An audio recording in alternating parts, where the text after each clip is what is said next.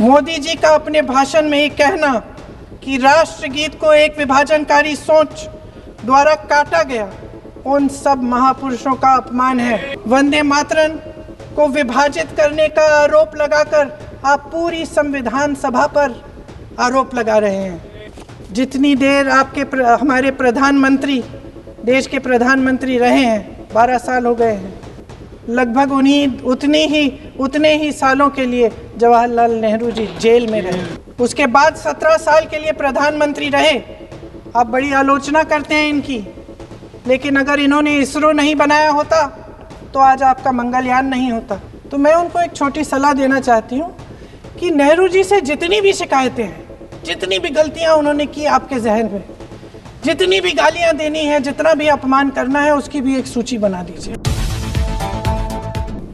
क्या सत्ता पक्ष के हमारे साथी इतने अहंकारी हो गए हैं कि अपने आप को महात्मा गांधी जी से, रविंद्रनाथ टैगोर जी से, राजेंद्र प्रसाद जी से, बाबा साहब अंबेडकर जी से, मौलाना आजाद जी से, सरदार पटेल जी से, सुभाष चंद्र बोस जी से बड़ा समझने लग गए हैं?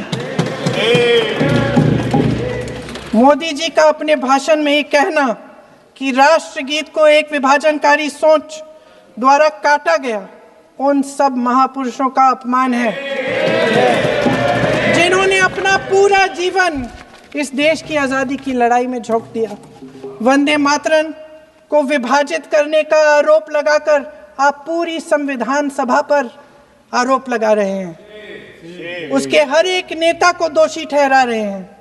यह हमारी संविधान सभा और हमारे संविधान का खुला वार है। और जहां तक जवाहरलाल नेहरू जी की बात है, जितनी देर हमारे प्रधानमंत्री देश के प्रधानमंत्री रहे हैं, 12 साल हो गए हैं, लगभग उतने ही सालों के लिए जवाहरलाल नेहरू जी जेल में रहे। किस लिए? इस देश की आज़ादी के लिए। उसके बाद 17 साल के लिए प्रधानमंत्री रहे।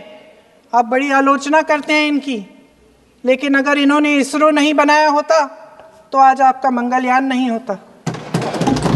अगर DRDO नहीं बनाया होता तो तेजस नहीं बनता। अगर IIT और IIM नहीं बनाए होते तो हम आज IT में आगे नहीं होते।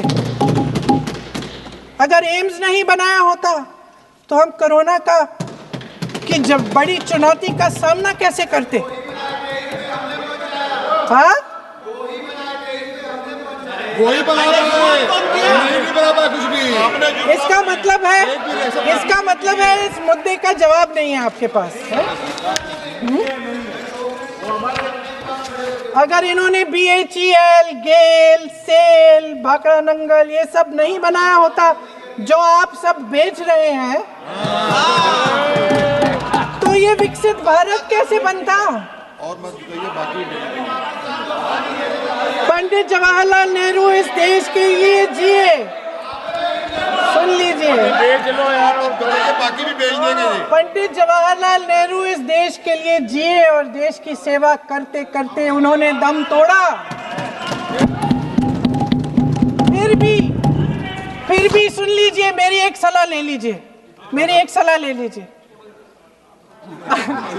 सर, मैं आपके माध्यम से सलाह दे रहे हैं, हम छोड़ना नहीं। सर, मैं आपके माध्यम से एक सलाह दे देती हूँ। हमारे प्रधानमंत्री महोदय 12 सालों से इस सदन में हैं, मैं मात्र 12 महीनों से हूँ। फिर भी छोटी सी सलाह है। उन्होंने अभी हाल ही में चुनाव था, कुछ महीनों पहले उन्होंने एक सूची निकाली थी कि विपक्षी दलों ने और विपक्ष के नेताओं ने कितने अपमान किए हैं इनके, और उसमें शायद 90-99 ऐसे उन्होंने अपमानों की सूची बनाई थी। तो मैं उनको एक छोटी सलाह देना चाहती हूँ कि नेहरू जी से जितनी भी शिकायतें हैं, जितनी भी गलतियाँ उन्होंने की आपके जहन में, जितनी भी गालियाँ देनी है, जितना भी अपमान करना है, उसकी भी एक सूची बना दीजिए। नहीं, बात खत्म नहीं है। 999 अपमान, 9,999 अपमान, सूची बना दीजिए।